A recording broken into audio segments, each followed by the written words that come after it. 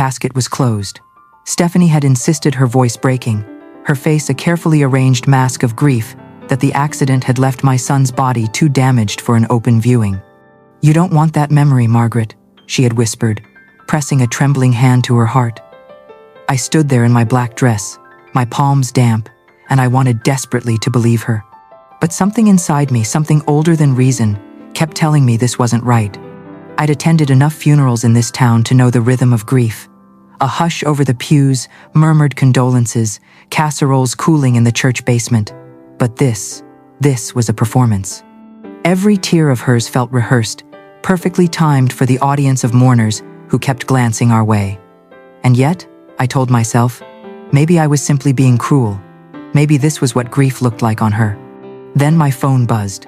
I glanced down, half expecting another sympathy text from an old colleague. What I saw instead made my knees buckle. "Mom, I'm alive. That's not me in the coffin. Don't trust Stephanie." The words blurred for a moment, my eyes filling.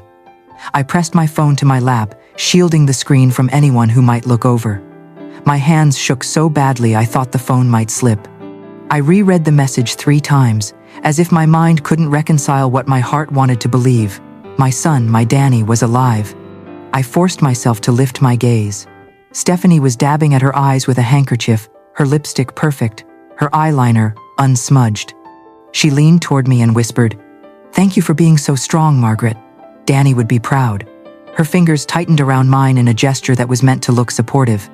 To me, it felt like possession. My instincts screamed.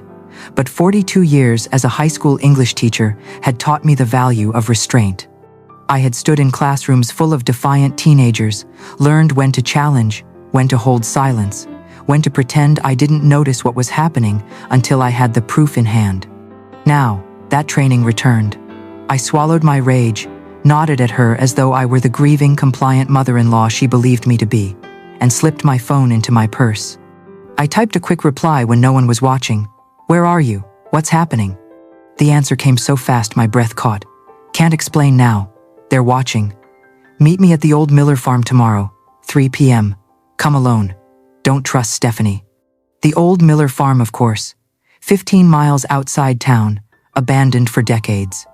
As a teenager, Danny had thought he was clever sneaking dates there, believing I didn't notice his muddy shoes or the smell of hay on his jacket. I never told him I knew. Now that same place was his signal to me, the one landmark no one else would have chosen. The rest of the funeral blurred. Neighbors came to clasp my hands, whispering condolences. A former student, now grown, with children of her own, hugged me tightly, thanking me for everything I had done as a teacher. I smiled, I nodded, I murmured gratitude. All while holding inside me the unbearable weight of a secret. The coffin at the front of the church was nothing but an empty box. When I finally stepped out into the late afternoon light, the autumn air hit me like a slap. The trees were turning, fiery red and gold, the smell of damp earth rising from the cemetery grass. It should have been beautiful. Instead, it felt like a stage set for a grotesque play, with Stephanie as its leading lady. I walked to my car slowly, deliberately, making sure no one saw the panic building under my calm face. If Danny was alive, then someone had gone to great lengths to convince the world otherwise. And if Stephanie was at the center of it, then confronting her now could put us both in danger. Back home, I locked the door, pulled the curtains, and sat at the kitchen table where I had graded thousands of essays. My hands still trembled as I read the text again and again. The teacher in me dissected every word. "They're watching. Don't trust Stephanie." This wasn't random. It wasn't a cruel prank. It was my son's voice. His phrasing, his shorthand, the cadence I had read in dozens of notes he'd left me over the years. I dug out an old notepad from the drawer, one I used to keep grocery lists on. I wrote down every detail. The timing of the funeral, Stephanie's phrases, who had been in the room, what the text had said. If I was stepping into a play, I was going to know my lines. Sleep didn't come that night. Every creak of the house made me start. I double-checked the locks twice, then unplugged the landline phone just in case. I even turned off location sharing on my cell. Something in Danny's message told me I needed to treat this like a chess game. And chess was something I knew. Patience, strategy, waiting for your opponent to believe you were weaker than you were. By morning, I was resolved. Whatever awaited me at the Miller farm, I would face it alone. For once in his life, my son needed me not as a mother who fussed and warned, but as a woman who could keep her fear hidden behind steady eyes. The funeral had been a lie. Tomorrow, I would find out the truth. The dirt road to the Miller farm hadn't changed in decades. Weeds pushed through cracked asphalt, and the old fence leaned like a weary soldier long past its duty. As I steered my Honda along the rutted path, my heart hammered against my ribs. Every turn of the wheel was a battle between hope and terror. And then I saw him. From behind the decaying barn, a figure emerged, shoulders squared, walk unmistakable. Even from a distance, I knew only a mother knows that particular rhythm of movement. My son, my Danny, alive. He sprinted toward me as I parked. The moment I stepped out, he folded me into his arms with a strength that nearly broke me. I clutched at his jacket, inhaling the smell of sweat and earth and life. "Mom, I'm so sorry," he whispered into my hair. His voice cracked the same boyish tone, yet shadowed by something heavier, something older. "I never wanted you to go through that funeral. I had to keep you safe first." I pulled back, cupping his face between my palms. His eyes were haunted, ringed with exhaustion, but they were his eyes. "Safe from what, Danny? What's happening?" He led me to his truck, parked behind the barn. We sat in the cab, windows rolled up against the chill. For a moment, he just rubbed his hands together, gathering courage. Finally, the truth poured out. It wasn't just Stephanie's ambition. It was a scheme, a property scam built on lies, paperwork, and greed. "Remember when Grandpa Joe died and left you that land in Colorado?" Danny asked. I nodded, puzzled. 40 acres of Rocky Mountain slope. Worthless, everyone had said. I'd paid the taxes each year out of habit, thinking it little more than family nostalgia. "Stephanie had it surveyed," he said, his jaw tight. "Turns out there's a natural gas reserve underneath. Millions, Mom. Maybe tens of millions." The words hung in the air. I thought of every bill I'd clipped coupons to cover. Every time I told myself retirement would mean pinching pennies, not abundance. I'd never once considered that barren land a treasure chest. "She planned it all," Danny continued. "She forged papers, tricked us both. Remember those documents she had you sign? The ones she said were for life insurance?" My stomach clenched. I remembered clearly her careful explanations, her soothing tone, the way she'd brushed away my hesitation. "She made it look like you transferred the land to me," Danny said. "Then she had me sign papers making her sole heir.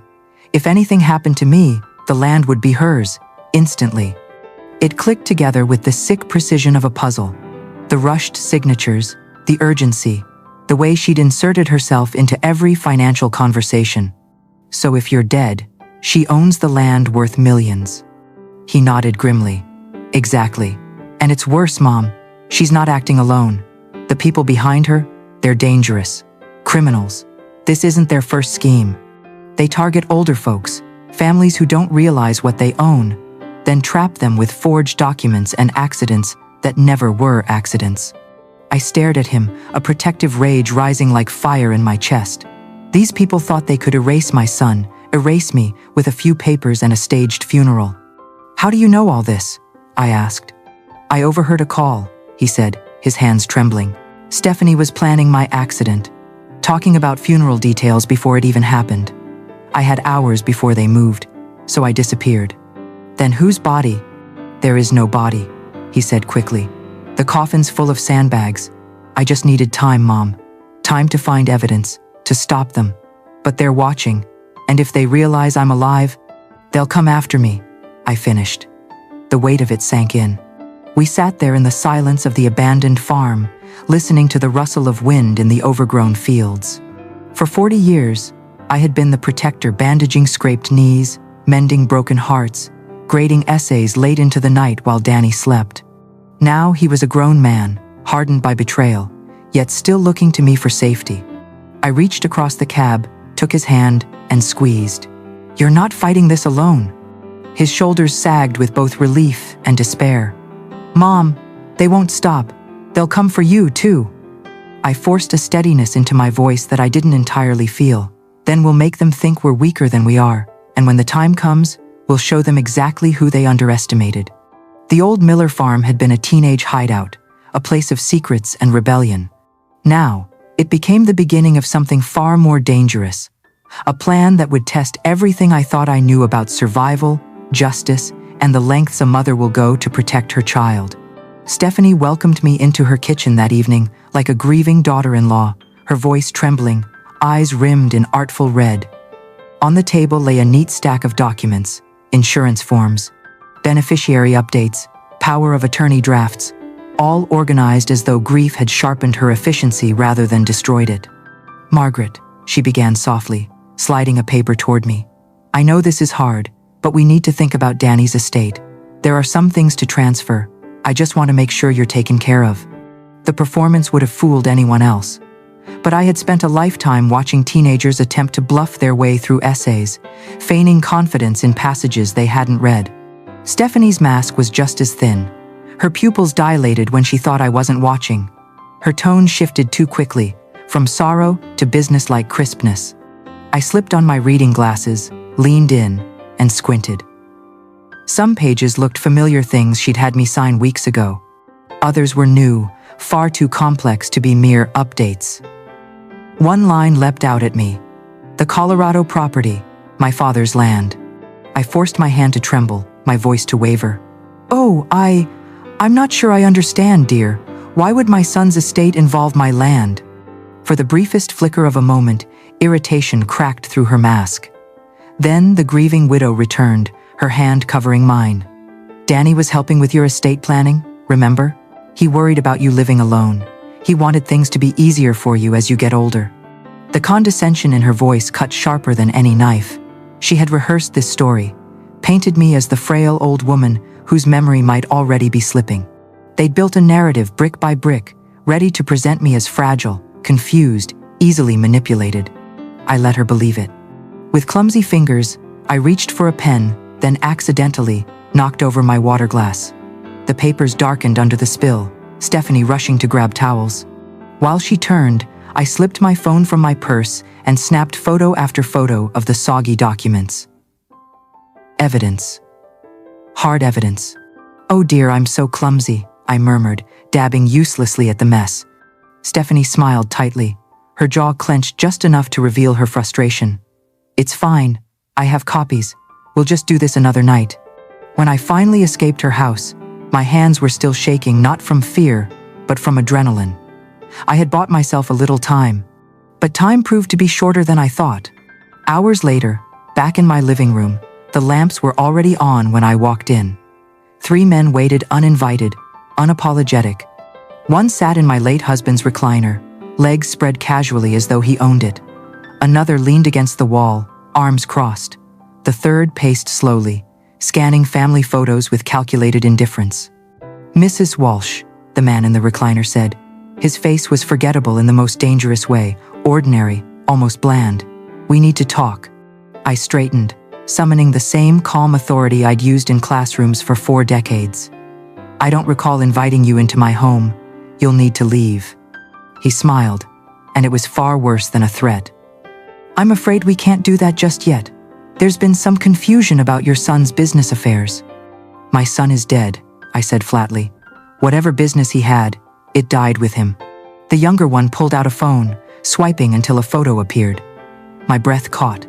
It was Danny, grainy but unmistakable, taken near the Miller farm only hours earlier. "Because this was taken 3 hours ago," the man said, his voice like ice. I forced my face to remain neutral. "That's impossible. I buried my boy today." "No games, Mrs. Walsh," the leader said smoothly. "Your son owes us money, a lot of money. And since he's chosen to play dead, we'll collect from his next of kin.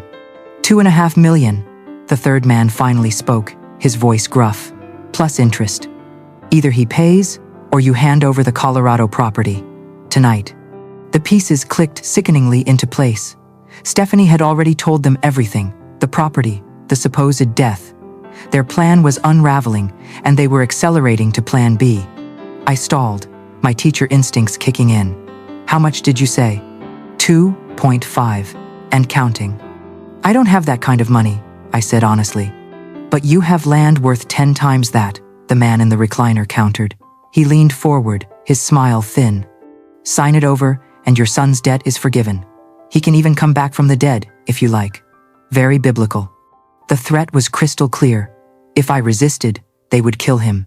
And me. I folded my hands in my lap, forcing steadiness into my voice. "I need time to think." "You have until tomorrow night," the man said, standing and straightening his jacket. "Stephanie will bring the papers. Make the right choice for both your sakes." They left as casually as they'd arrived, leaving behind the faint smell of cologne and the terrible certainty that my life was no longer mine. For a moment, I stood frozen in the center of my violated living room. Then I felt it, that old, familiar spark. The one that had carried me through widowhood, single motherhood, and decades of teenagers who thought they were smarter than everyone else. They thought I was helpless. They thought I was weak. They thought I was already defeated. They had no idea who they were dealing with. The morning after the men invaded my home, I drove into the city with a determination I hadn't felt in years.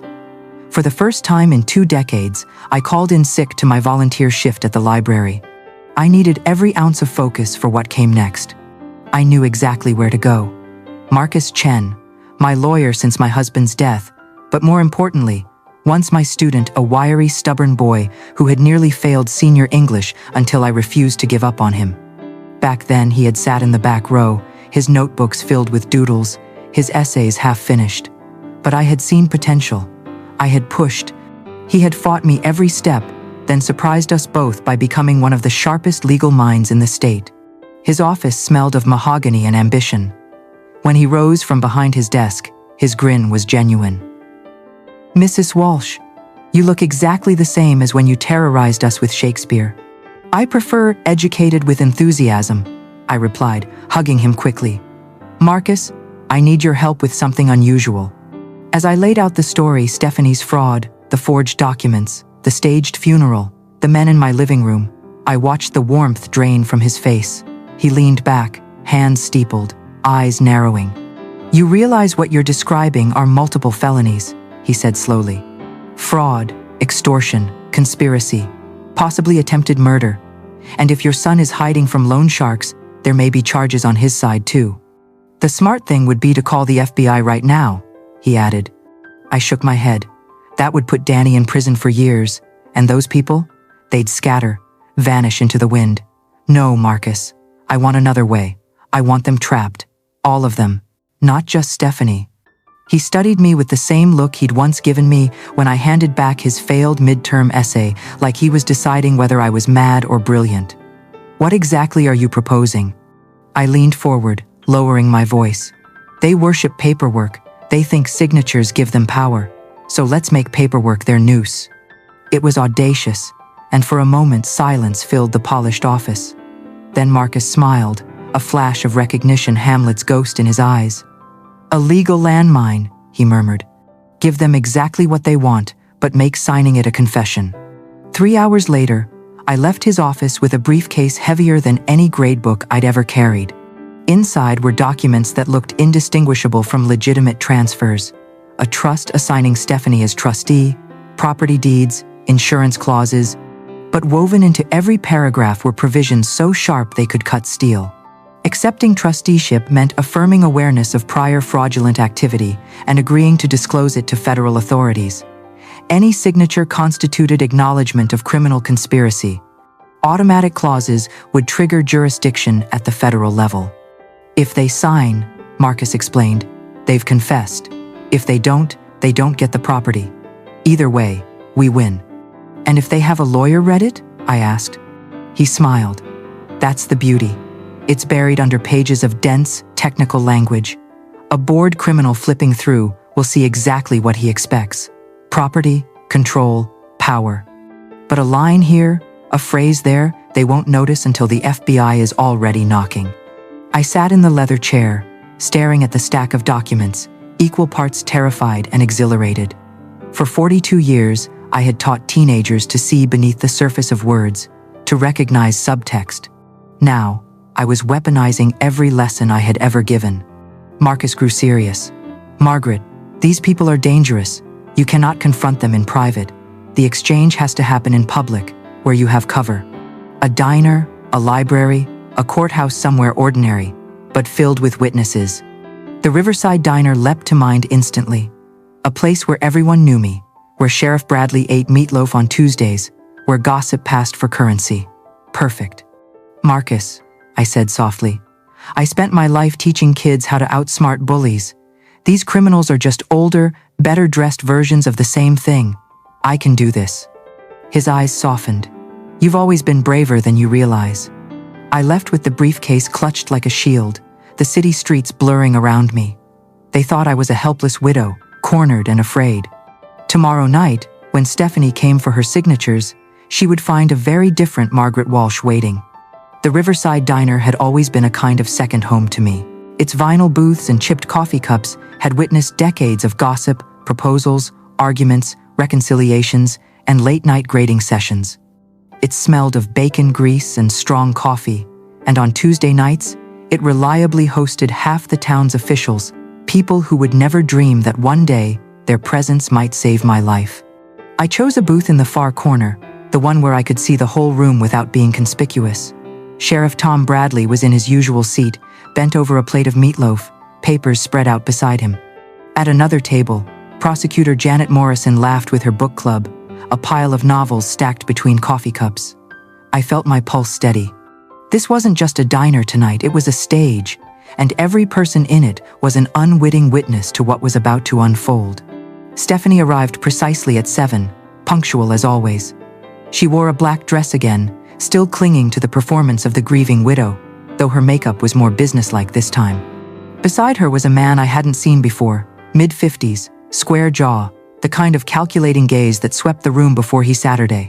She introduced him as David, Danny's business partner. I smiled faintly, playing the part of weary mother.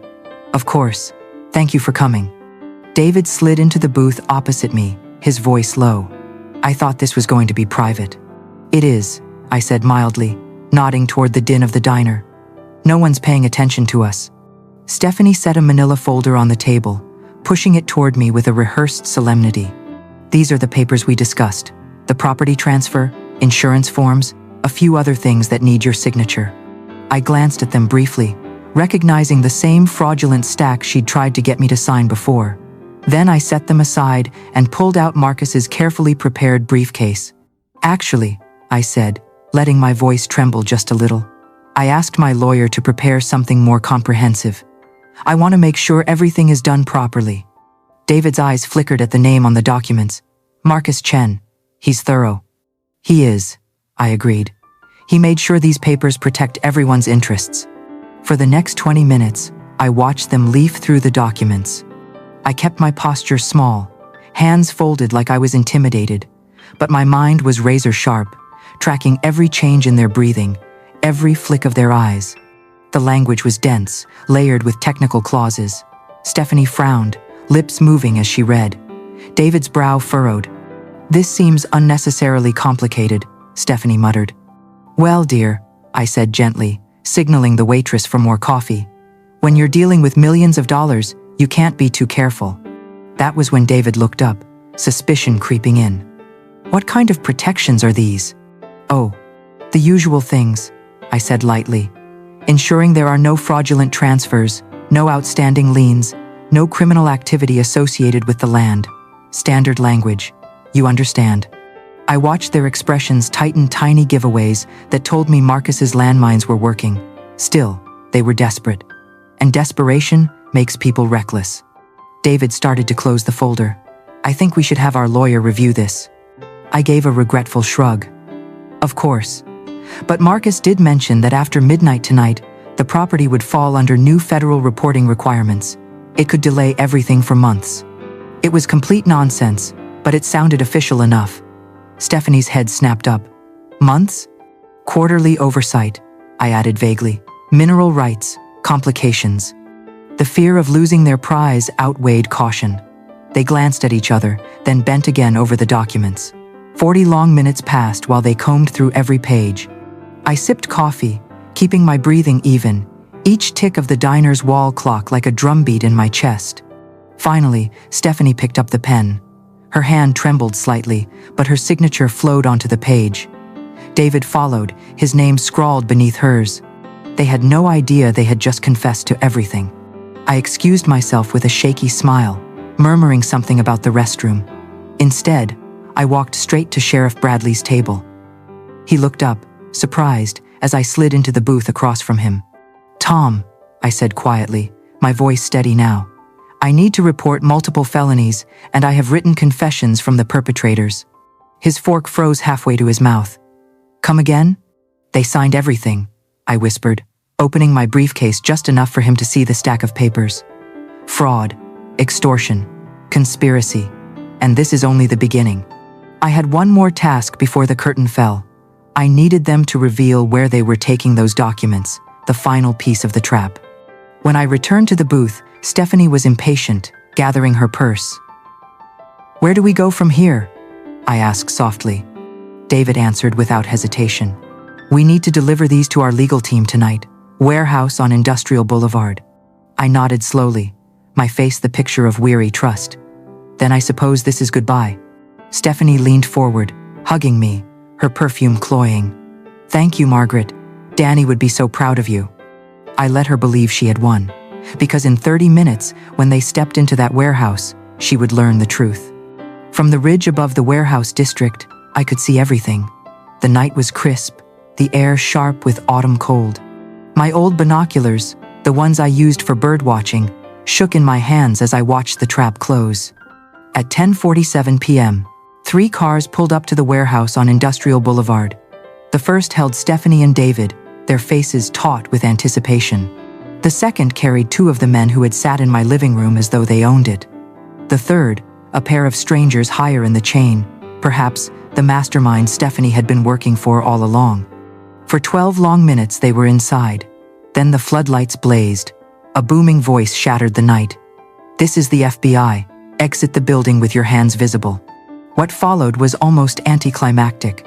No gunfire, no chase, just 6 criminals walking out with their hands raised, realizing far too late that they'd signed their own downfall in a diner over coffee and pie. My phone buzzed. Sheriff Bradley's voice came through, steady and warm. "It's over, Margaret. We got all of them, plus evidence of other fraud cases across 6 states. Your son can come home." I exhaled a breath I hadn't realized I was holding. Relief, sharp and clean, flooded me. For the first time in weeks, I felt safe. Danny was waiting on my porch when I returned.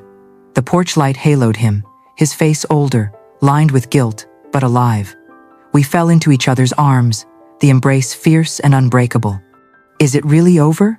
he asked, voice muffled against my shoulder. "It's over," I whispered. "Stephanie's in custody. The property is safe. And you?" I pulled back to look at him, my hands on his cheeks. "You're safe." Inside, over coffee, he asked the question I'd known was coming. "Mom, when did you know she was targeting me?" I thought of the months of small red flags I'd ignored. "Not until the performance got too perfect," I admitted. Grief shouldn't look rehearsed. But the real answer?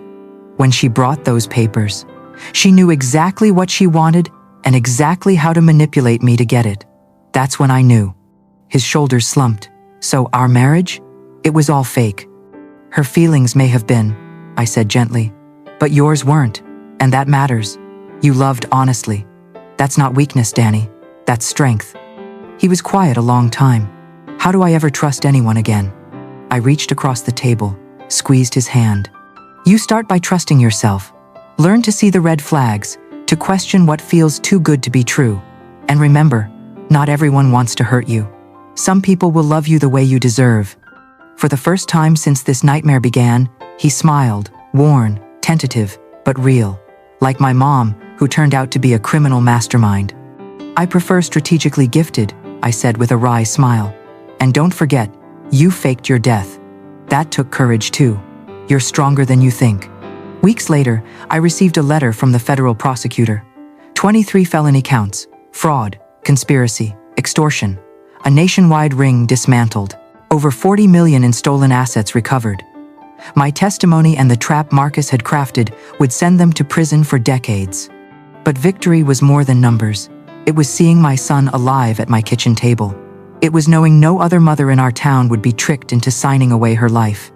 It was realizing at 67 that I was far stronger and more capable than anyone, including myself, had ever imagined.